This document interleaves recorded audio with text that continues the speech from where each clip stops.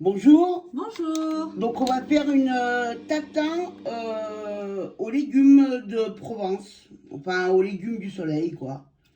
Aubergines, enfin vous allez voir. Donc c'est une tatin en fait. C'est comme une tarte tatin, sauf qu'au lieu qu'il y ait des pommes, il va y avoir des légumes à l'intérieur. Ouais, au lieu que ce soit version sucrée, c'est version salée, quoi. Voilà, donc on attaque la pâte brisée. Hein. Donc il y a 300 g de farine. Et là je vais y mettre 200 g de beurre. C'est du beurre ramolli, non? Alors moi j'ai mis de la margarine.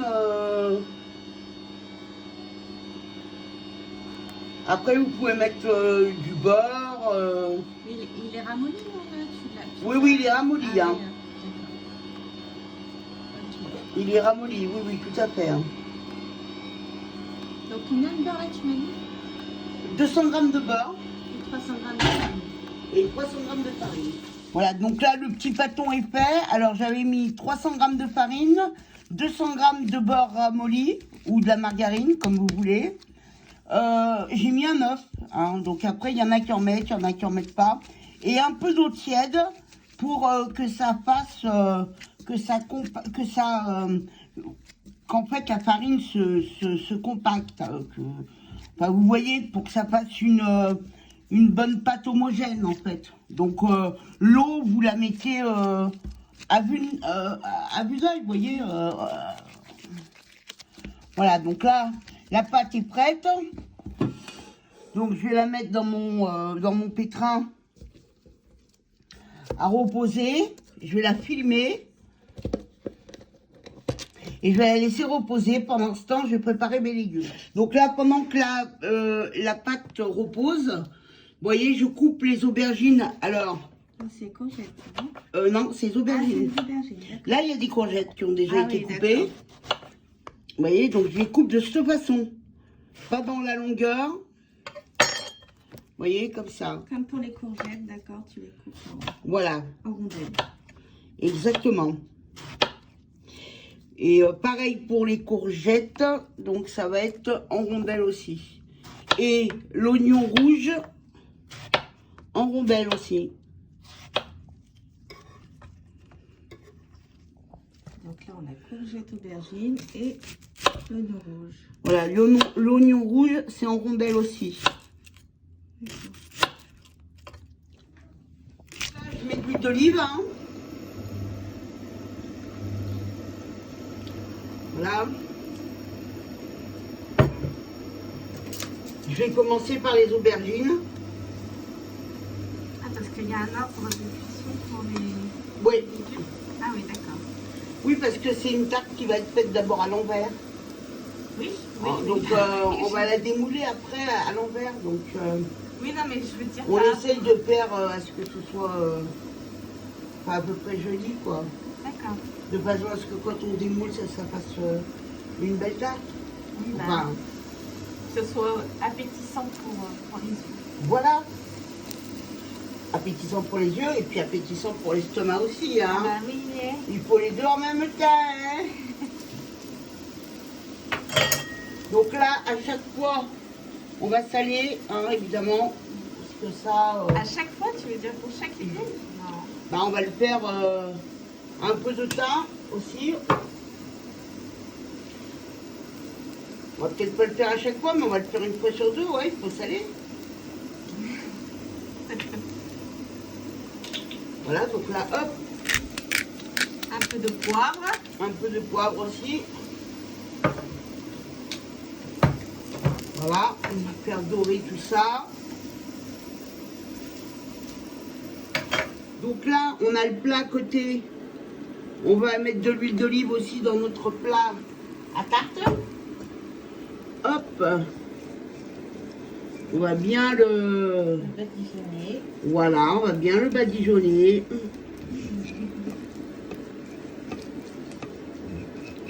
Alors, il y en a qui mettent du miel aussi.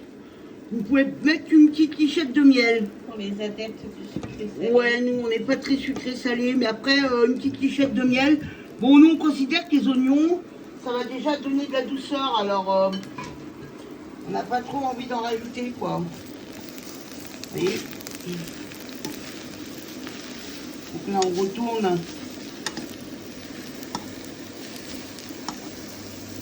On retourne les aubergines.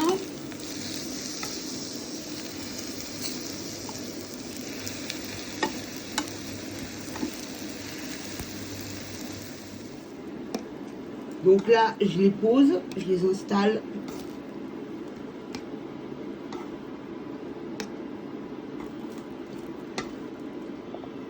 Donc, tu expliquais comme c'est une tarte à l'envers, autant soigner la présentation. Ben, c'est ça, c'est que quand on va la démouler, oui, que ça ressemble pas à un truc qui... Donc tu dis, t'appelles ça comment? C'est une tatin. Non mais le placement. Bah en marguerite. Marguerite. Bah ouais, enfin, je pense hein, que ça s'appelle comme ça. Ok. Alors, après une petite réflexion, on s'est dit que c'était mieux en escargot quand même. Voilà, en escargot, comme ça. On va dire ça comme ça, hein. On ne connaît pas les termes techniques. Mais bon. Si, c'est en escargot. Donc là, c'est les courgettes. Là, c'est les courgettes, donc on remet un peu de thym, on sale. On poivre. Et on poivre. Donc après les aubergines, La couche de courgettes. les petites courgettes. Voilà. Donc on a mis une couche d'aubergine, maintenant une couche de courgettes. Pareil pour la tomate. On la coupe, vous voyez, de cette façon.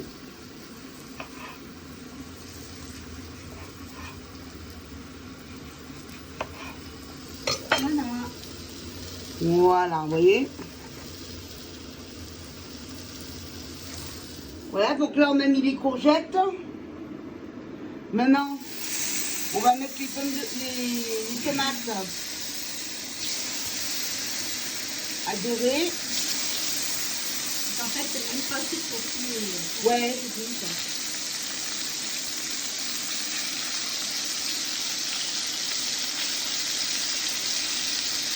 Pareil, hein. On met du thym, on sale, on poivre. Hein. Donc là, je vais mettre de la mozzarella, mais coupée en petits dés, vous voyez.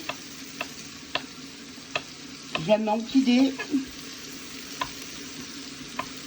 Tout petits dés. On met les petits dés de mozzarella là, avant de mettre la tomate. Exactement, les petits dés de mozzarella. Voilà. On en met un peu partout. Okay. Et ensuite, on va mettre la tomate. La tomate par-dessus. Voilà, on met la tomate par-dessus. Alors là, on y va avec la petite pelle, parce que comme c'est des tomates, moi je prends de la tomate de qualité. Bah après, elles font, allez... Donc là, j'ai remis de l'huile d'olive.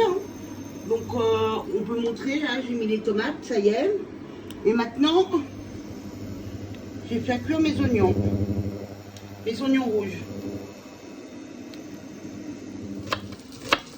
Donc là, je coupe environ 5 échalotes que je vais mettre aussi dedans. Je sale mes oignons hein,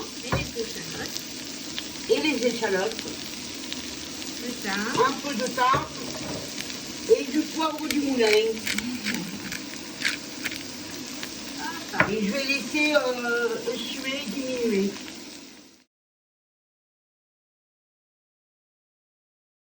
Donc là, je mets de la ciboulette déshydratée. Hein. Il y a pas mal de choses qui vont donner encore un peu d'eau quand on va les mettre au four. Et puis là, maintenant, on va mettre les oignons et les échalotes. Et les échalotes. Voilà. Ça. Hop. Voilà. Voilà, donc là on va la laisser refroidir un petit moment avant que je pose la pâte dessus. Et après, ça passe au four. Voilà, donc là, le pâton, il a reposé. Donc là, je suis en train d'étaler la pâte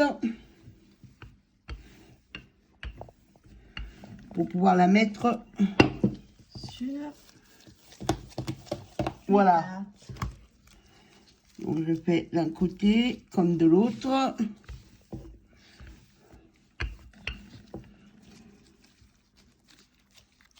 Donc on a de la chance parce qu'on a une pâte qui est quand même à la fois épaisse et à la fois assez élastique, je trouve. Voilà, donc là on va bien, pour bien qu'elle enveloppe. Tous les légumes qu'on a. Voilà, tous les légumes qu'on a. Et maintenant, on n'a plus qu'à mettre ça au four. Pendant combien de temps à peu près? Oh bah là, il y en a pour 1 heure avec un four à 120, 130. De toute façon, on surveille à fur et à mesure que ça va dorer dessus, quoi. D'accord. Voilà, donc notre tatin de légumes du soleil est terminé. Voilà, donc vous voyez, je l'ai démoulé. Et c'est magnifique et ça sent bon. Voilà, donc ça donne ce que vous voyez là. Alors n'hésitez pas à vous abonner en likant sur la cloche et puis laisser un commentaire. Et par contre, je vous dis sincèrement, elle est magnifique et elle sent super bon. Oui, on va se régaler.